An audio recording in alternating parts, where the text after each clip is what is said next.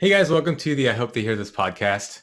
Today I'm psyched for this one because Steven, our guest right now, I'm meeting him for the first time. Um, yeah, he reached out and had a really interesting topic that he wanted to talk about. So super psyched, super thankful, Steven, that you reached out and that you were willing to do this. So yeah, before we get started on the conversation at hand, do you mind just kind of giving us a brief background of who you are and what you do? Yeah, so thanks for having me first of Yeah. all. I'm really excited to be on here. So my name is Steven. I'm currently a rising 30 at the University of Georgia. And just a little bit about me, I grew up in the church, and so I have been very much around like the whole Christian idea.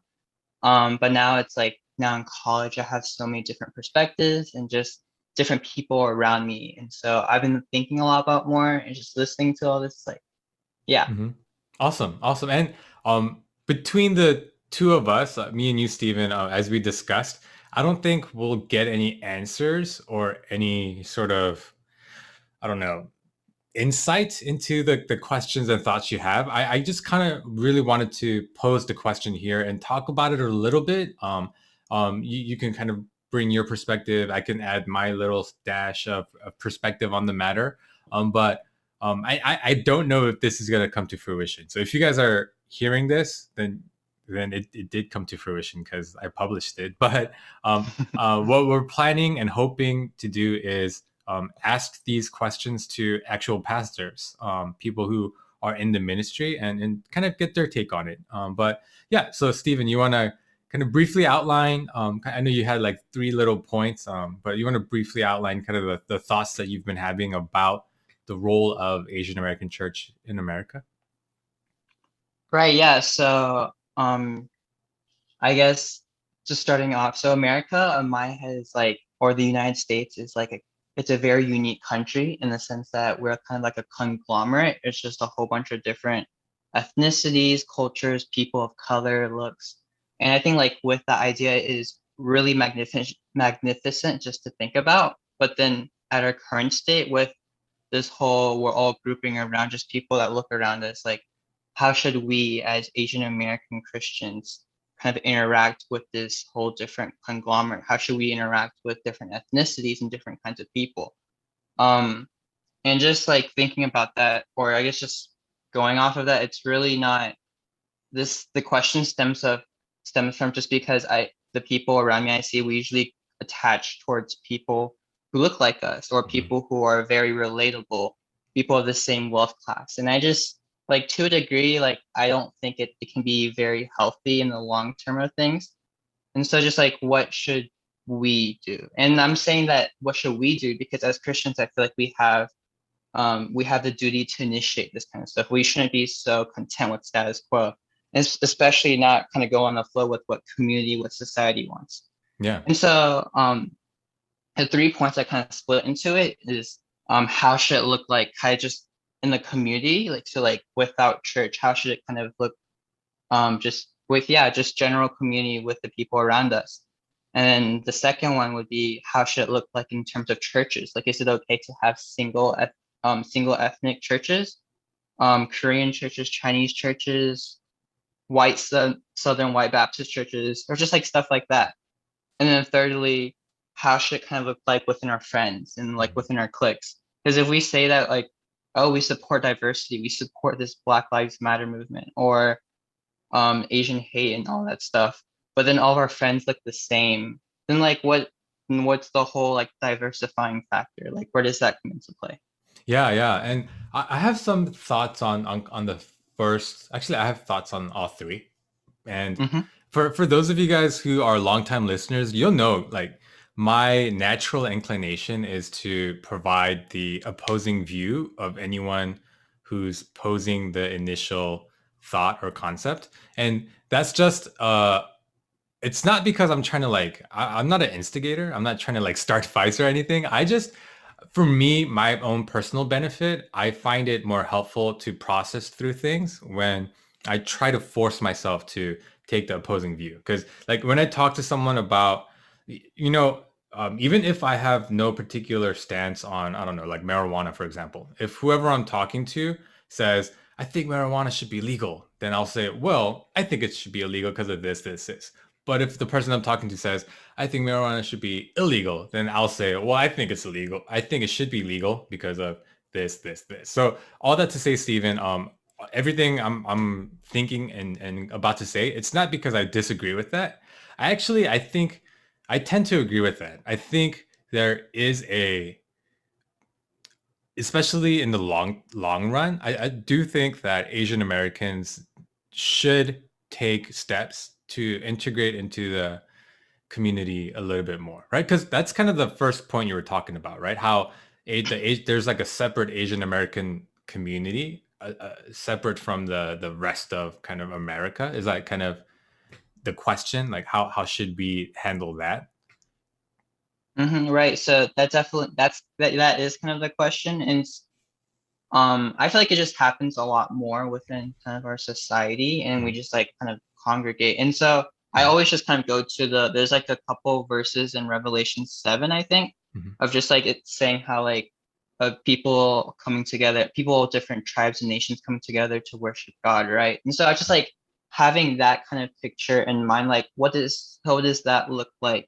What is that supposed to look like nowadays, right? Like, or Mhm. are we even going towards that general direction? Yeah, absolutely. And just, I agree with that. I think it would be awesome to see a truly multi ethnic and diverse congregation, right?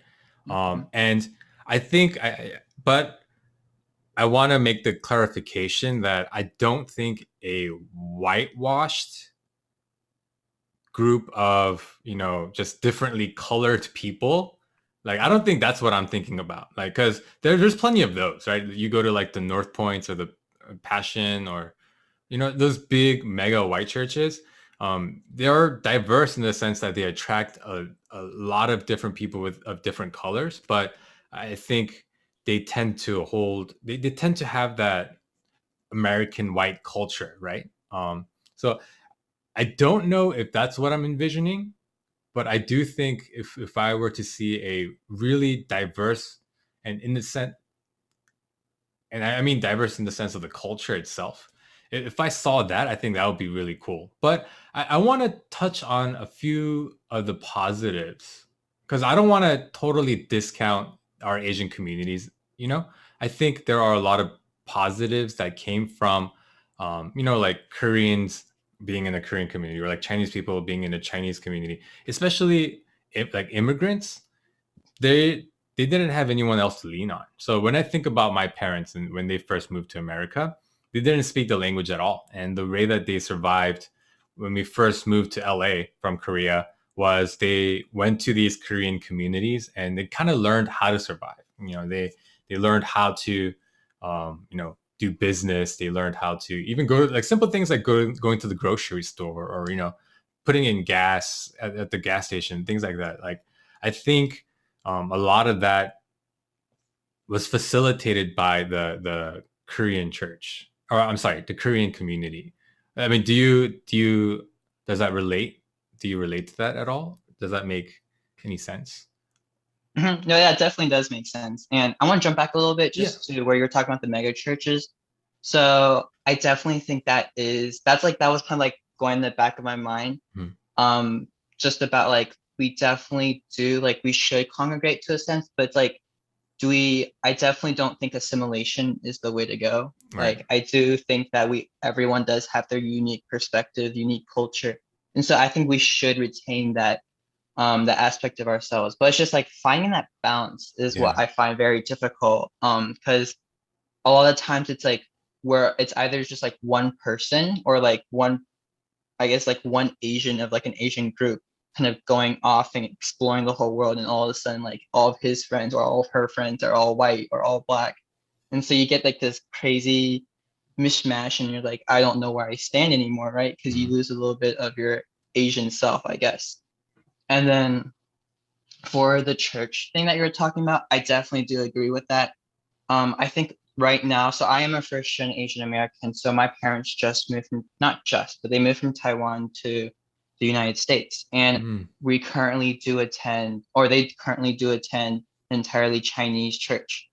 Um, And so I do think like those churches like those do definitely have a purpose. And so I think like when it gets into churches, it's a little bit thinking about more, it's thinking a little bit more about what is the purpose of this church, Hmm. correct? So so the church that my parents attend to would be kind of a church that's looking for other Chinese immigrants that speak Chinese. And so and welcome those kind of people. Like you, I don't think we would be going out and looking for, I guess, a white person that has no idea what Chinese or how understands Chinese. Right. But so for church wise, it's a lot more of like, what about us as Hmm. first gen Asian Americans? Like, is it okay to still have entirely Korean churches or Chinese churches? Because then it's like there really isn't as big of a reason for us to still have that.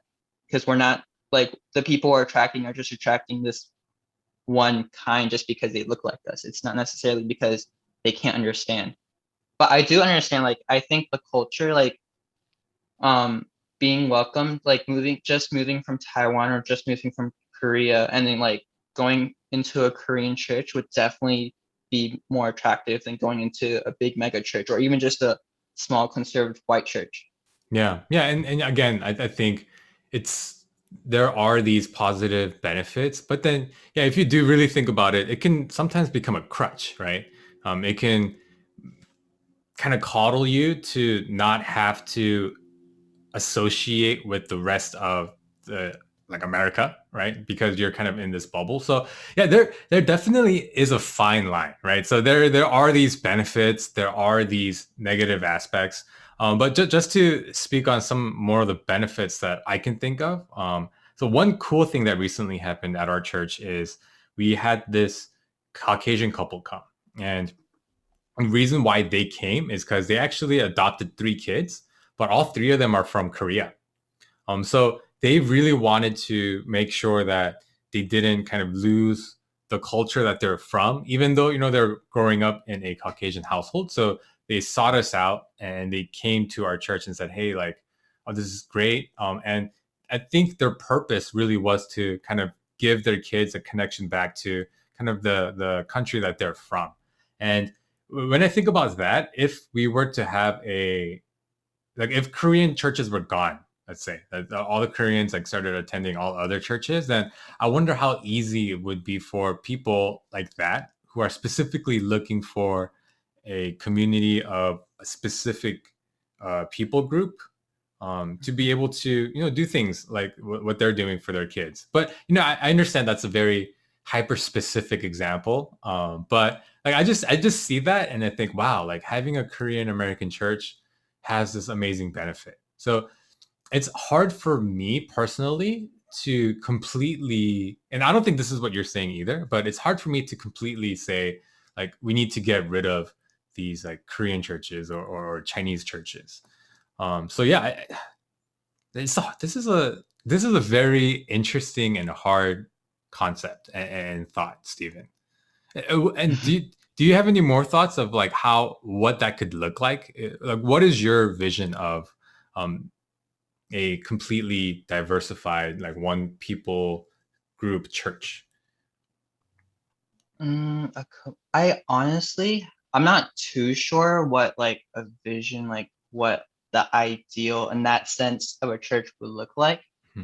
But I mean, I do want to say that it definitely is possible and that there definitely is, I guess, a fine line. Because I think end of the day, like we should all like as Christians, like even though there may be so many different just topics that we might disagree on, whether they be those controversial topics that are outside their raging, or just like even like small topics within the church, I think like we could all unite under like the one God kind of thing. And Yeah. like I think there's so much benefit to it. And it's just I guess we haven't really explored the realm as much. Hmm. And so yeah, I think that's like what's been like I guess like going through my head and like what does that look like? And this like whole racism idea, like it is still very um I guess relevant within our country, but just I think there definitely is a way, like within the Christian community, that we could overcome this. Hmm. As ideal as that might sound, but I think like just make what. just like having like steps out there and just or taking a few couple of baby steps and kind Yeah. of like whether it be to your friend or yeah. No, and I think one thing that I think, like I said, I'm not knowledgeable on this enough to say I think this is a good path forward. I've everything I've said thus far is just kind of what I was thinking and what's in my mind. But I think one thing we can take away from this conversation, Stephen, is a moment to be introspective, right? We can at least sit down and ask ourselves, are we hiding behind our community because we don't want to associate with and or uplift other communities?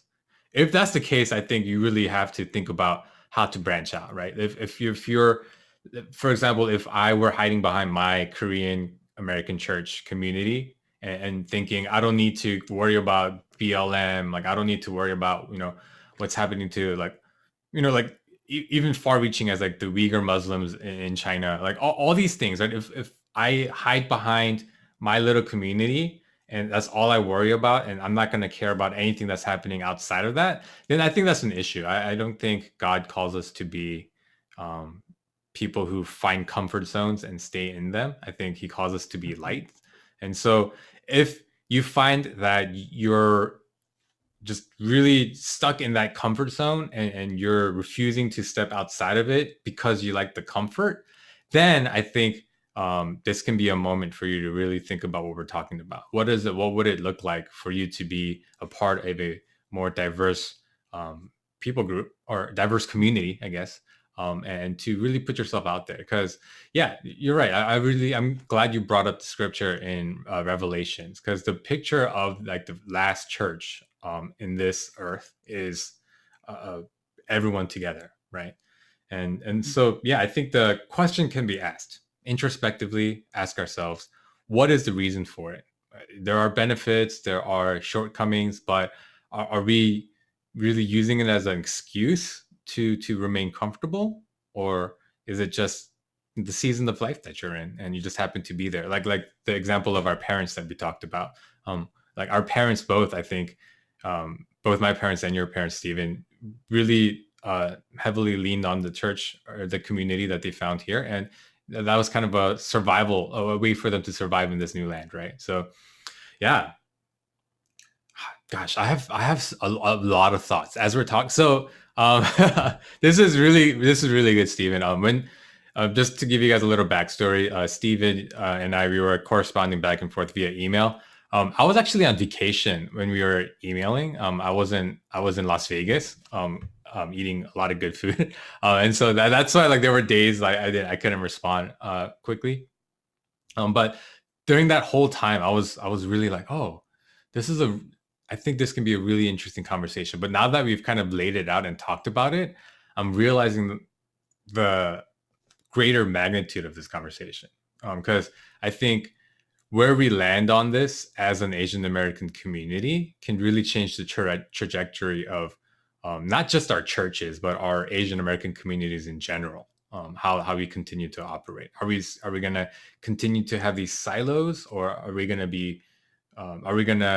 intentionally shift it so that we're more part and more willing to be diverse? I don't know the answer. I do have an idealistic view, like you talked about, Stephen, but I think this would be really interesting to get other people's take on. Yeah, yeah. So, Mhm. anything else you want to add to the this kind of posing of the question? Yeah, or just one thing going off of what you were saying earlier about like, are we hiding behind our identity? I think for the like the community that I grew up around, it wasn't really us hiding behind it. It was more just growing up within the area and like, because we all grew up with people of the similar, I guess, like wealth class and people that look, or we just gravitate towards people who look like us. And so it's not even just like different races per se. It can even be different like wealth classes. And like right now, I'm working, I guess, in a service industry job, and it's my first time there. And now I'm meeting a whole bunch of different people who don't go to college, who actually dropped out of college. And it's just like, wow, it is such a whole nother world down here, Mm, right? And so like taking like if we want to like or of course, like think about it in terms of like Christian and Jesus, but like I also think like there's so many stories out there that we can like find that we can hear about. And if we're limiting ourselves to this one immigrant story, as passionate as we can get, I definitely do think like this leads into a lot of more, I guess, government or like relevant ideas like politics, right? And Hmm. like people are so passionate about this one idea, but then you can't relate as much to another person who just didn't go through the same story as you did, right? So Yeah.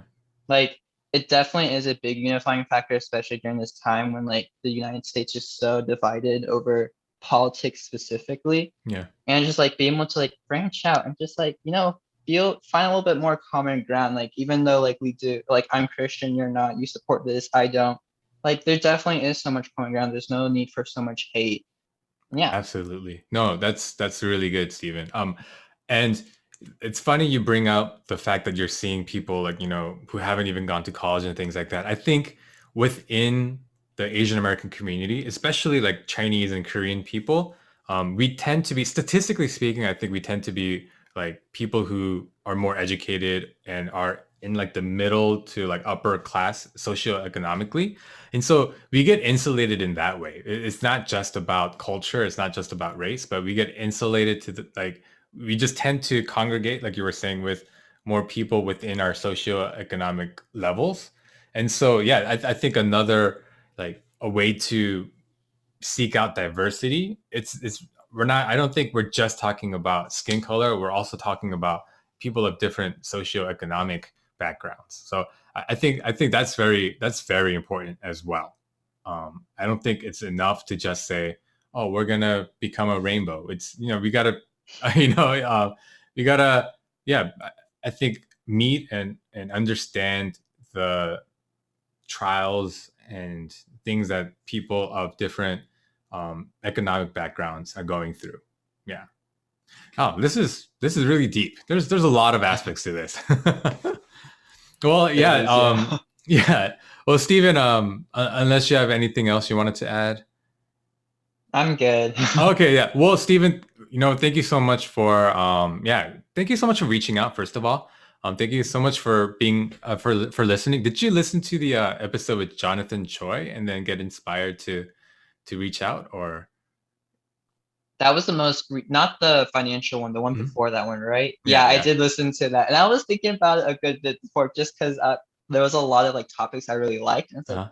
you have a lot, or like I feel like I relate to you a lot in Mm. terms of like personality and just like what you say. So like I like this. Oh man, thank you so much. Yeah, I'm.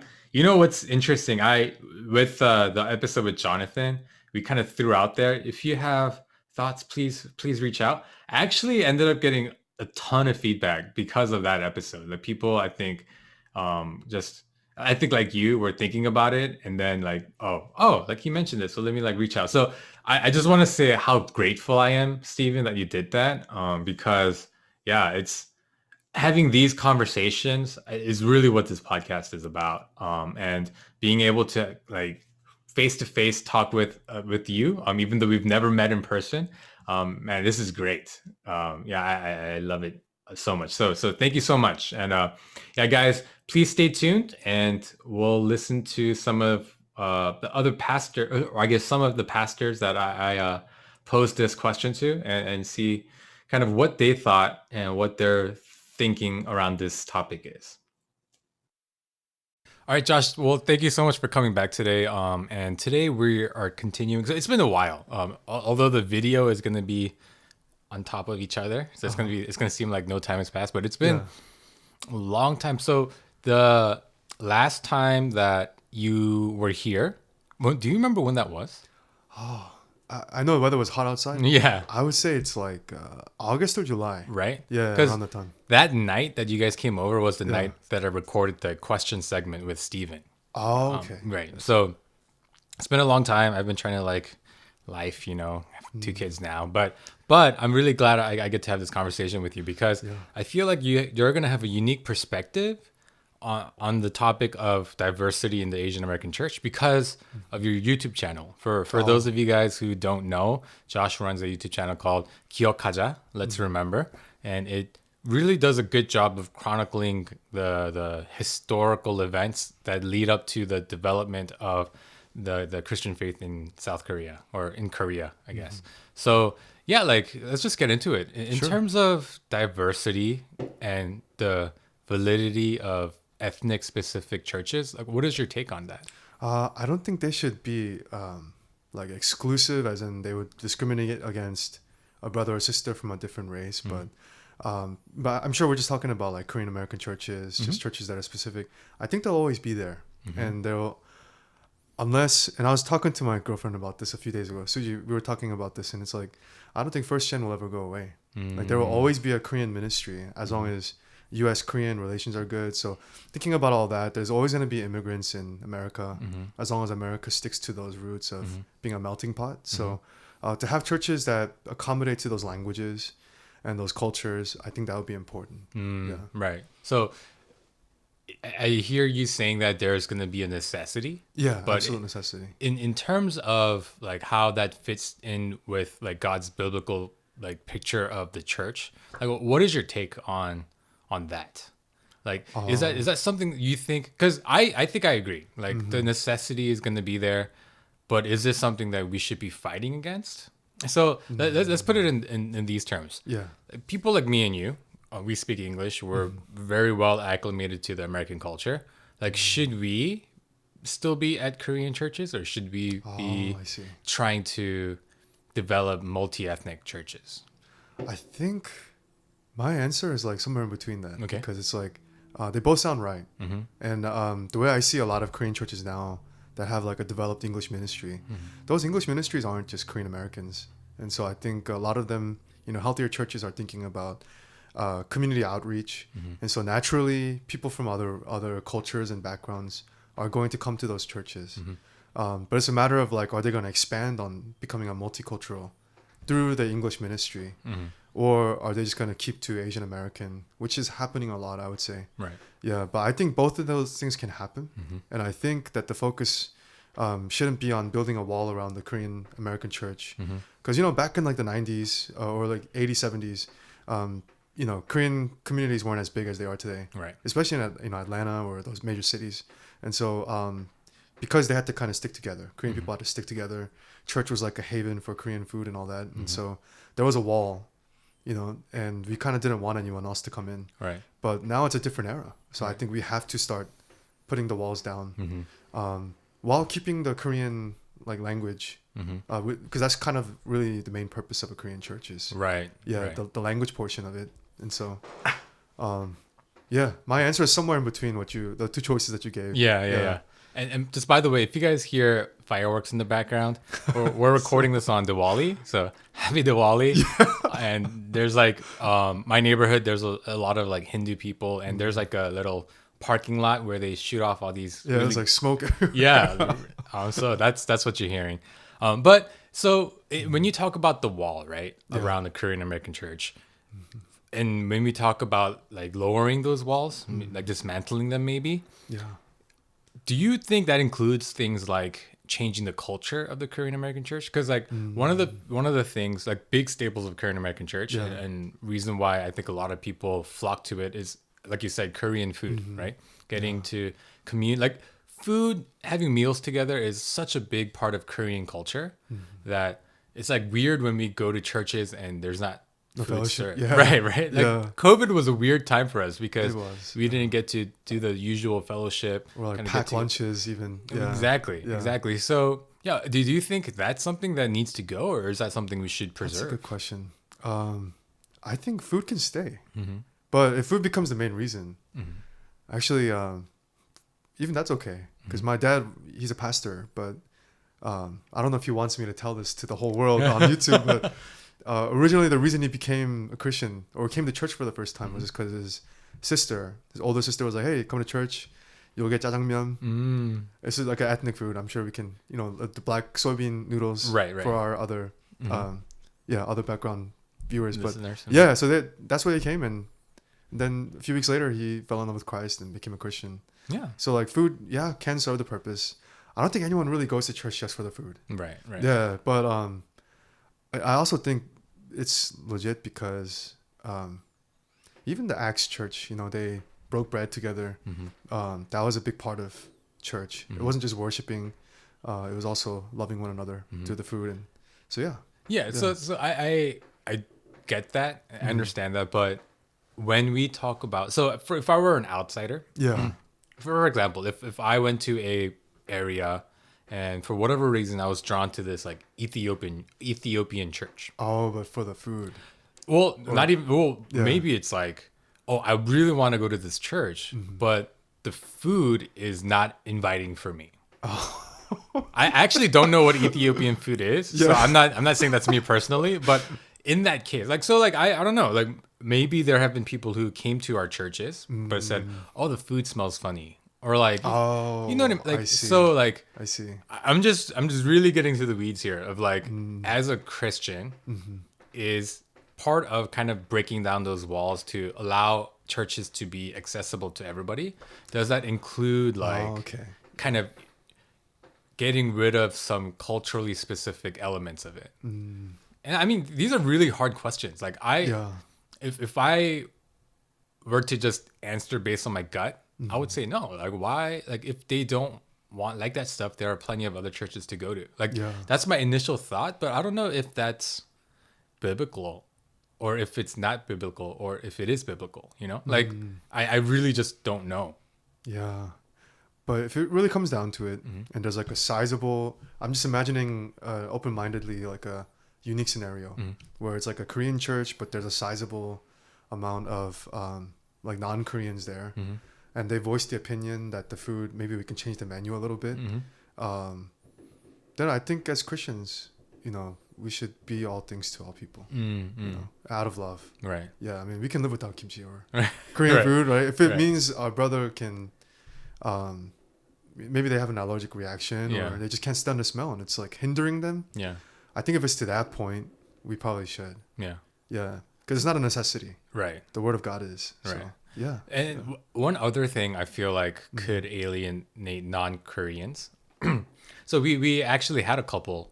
They were awesome. Like they adopted 3 kids from South Korea Oh, okay. because it was like an easier process. So they really just wanted to have their children experience their culture, which is like great, for people who are willing to step out of their own culture to say, Yeah. hey, I want our kids to experience like what their like ethnic culture is. Yeah.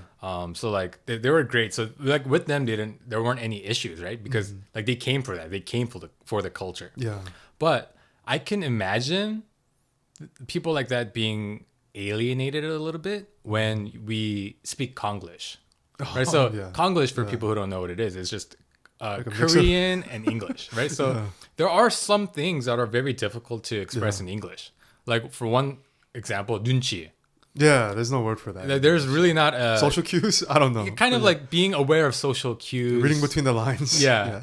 But there isn't really like a perfect translation of nunchi. No. So like when those situations come up, like we kind of just say it, Or like 은근히. Oh. Like low key. Ever so kinda? slightly? Yeah, ever so slightly low yeah. key. But then there again, Yeah. there isn't something that exactly pegs what Yeah. 은근히 is like. So when we have church, like there are plenty of times where in conversation we'll slip in those Korean words. Yeah. But even the pastor sometimes, in order to express something, like he'll throw in kind of a Korean word here and there. Yeah. So is that something that needs to go, you think? Or is that...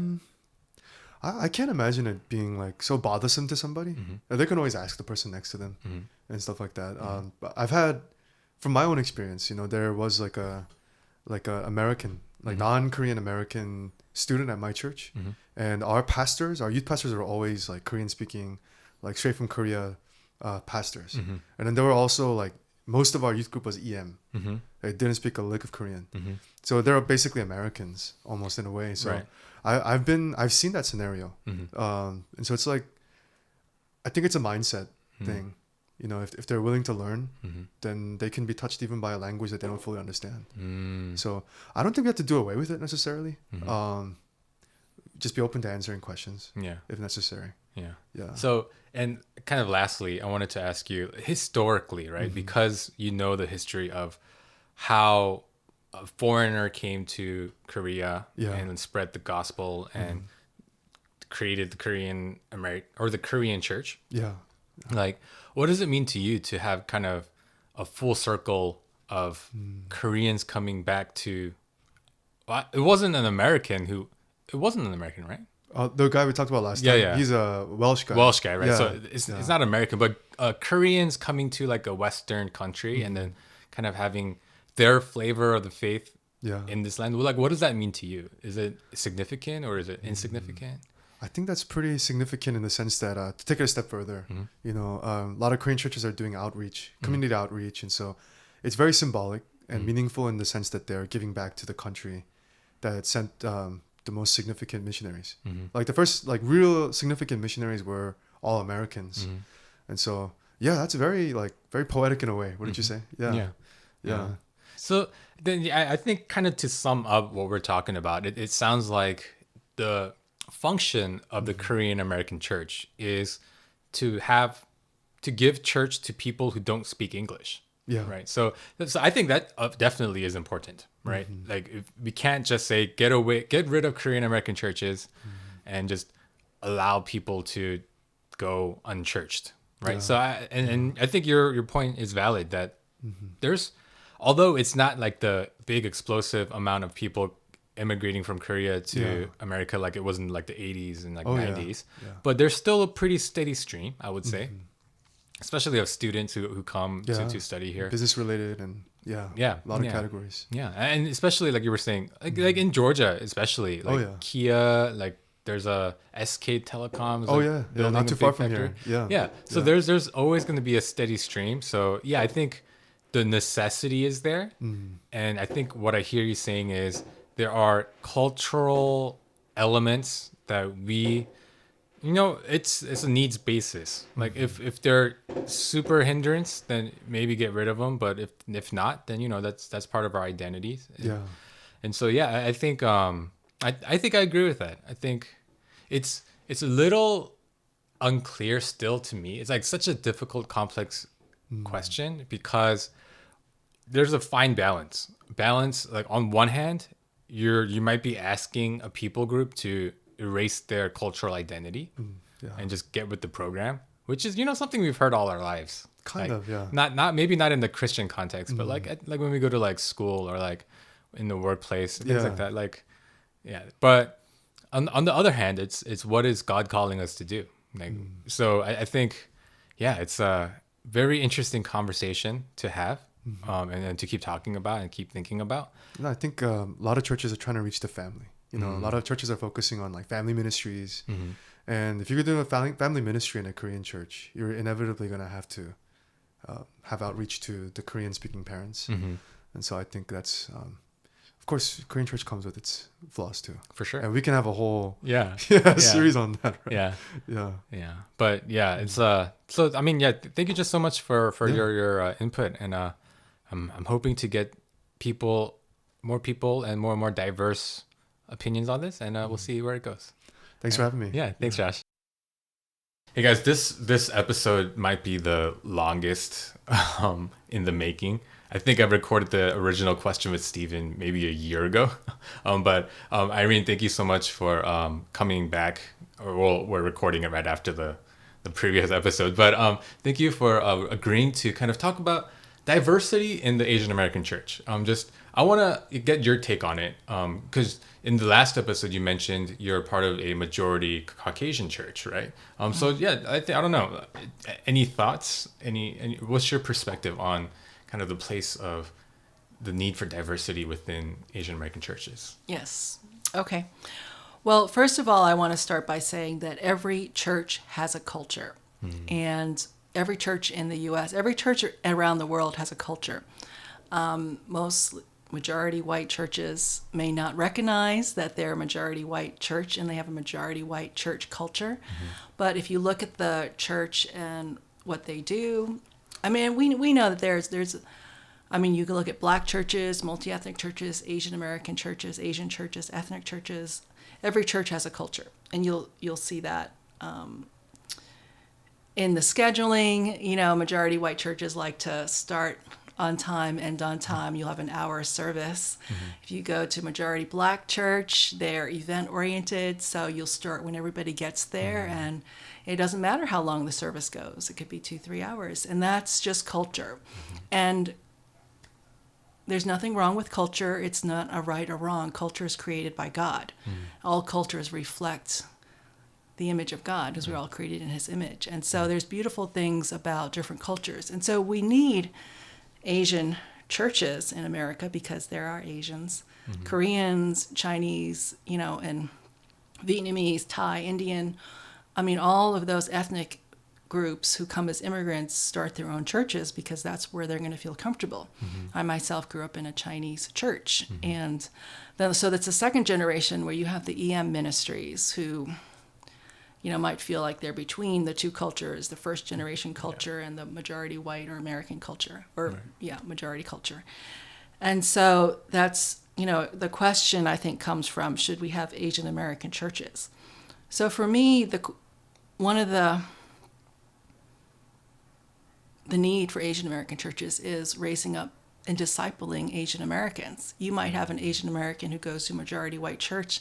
If their culture is not recognized, if people say, I don't see you as Asian American, I just see you as a person, and their culture is not recognized and they're not affirmed, they may be missed. I mean, they might not be invited to be leaders, elders or deacons in that church.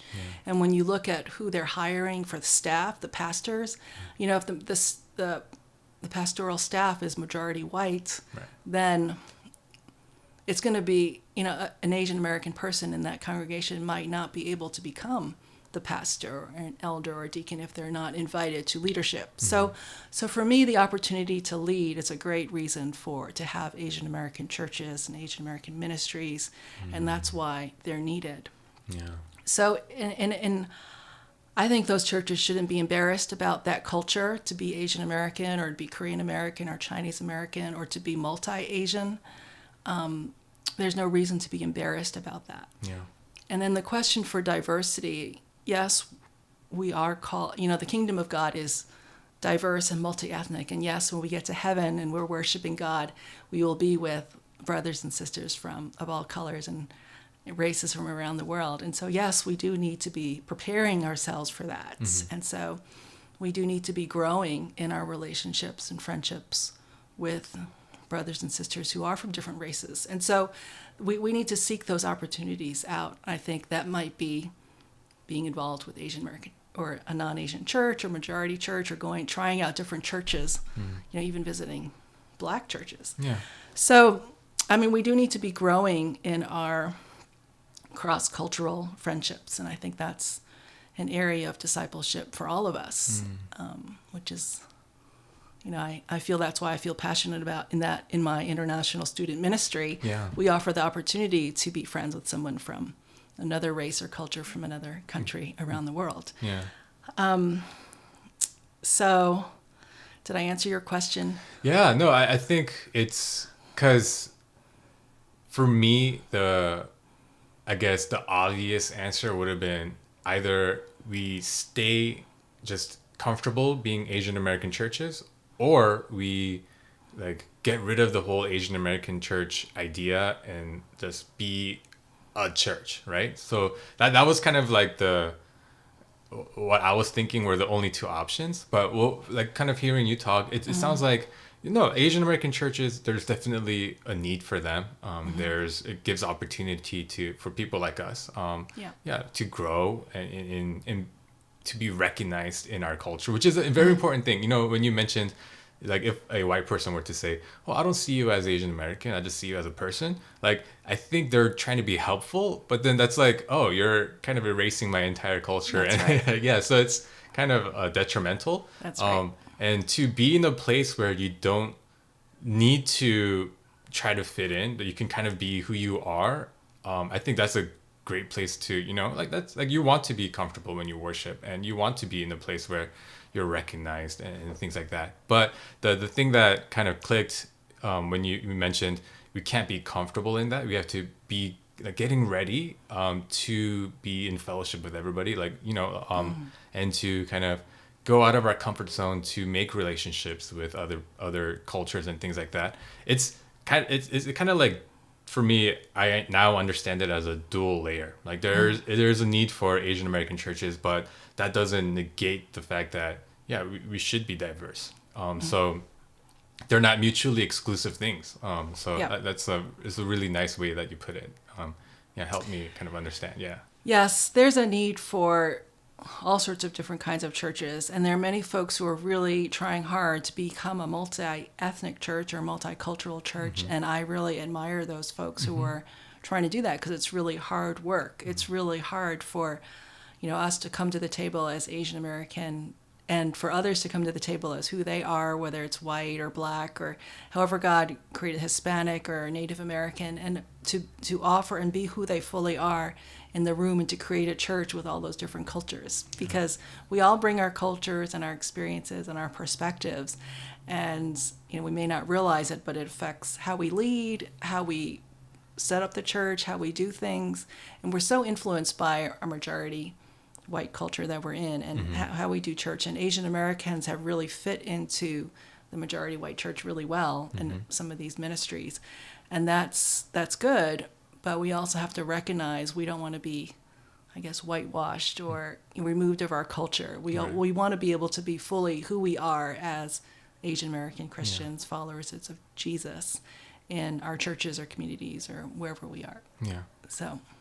That's so true. It's growing up in America, I think I was always trying to figure out how I could become more white. As sad as it sounds now, like kind of saying it, I So think true. that is kind of what I was doing. But to be able to say, no, you know what, I want to embrace my Asian heritage, and like I want to kind of embrace that culture even in like my worship setting. I think that's a beautiful thing. That does. I'm sorry, I'm just taking in that's the information important. now, and That's so important, to be able to bring all of who we are to our worship and our Yeah. church and our communities, and to be fully who we are. And so Asian American churches and ministries can amplify those voices, and we can provide spaces for Asian Americans to express our voices, so that we can become better in just telling our stories and being affirmed in who we are. And I think we're all growing and in process, and the church is still growing to become more the bride of Christ, and we're in growing, and so we're all doing the best we can, I think, and seeking places and forming communities to reflect our callings and who God's made us to be. So I think there's no right or wrong about it. It's just where God has called us to be, and things we're trying to do out of trying to follow Jesus. So yes, I think we're imperfect as we are. We're all trying to grow and into our discipleship with Jesus. And just to be clear, I don't think we're trying to say that multi-ethnic churches are bad. We're just saying that there is a purpose for Asian American churches, and it's not a either or. It's not like a mutually exclusive thing. It's I think it's beautiful that there is value in all sorts of ministries and all the different shapes and forms that they take. Yes. Yeah. There's no one. Not one is not better than the other. Yeah. So. Great. Oh no, I mean, I think that really does round out the question and the answer really well. So thank you for that. Yeah. Sure. Thank you again for this episode, and Thanks for having me, David. Yeah. Thank you guys for listening, and I hope that does kind of answer, or not necessarily answer, but give you enough food for thought in terms of the question around diversity in the Asian American church. So thank you guys for listening, and we'll talk to you next time.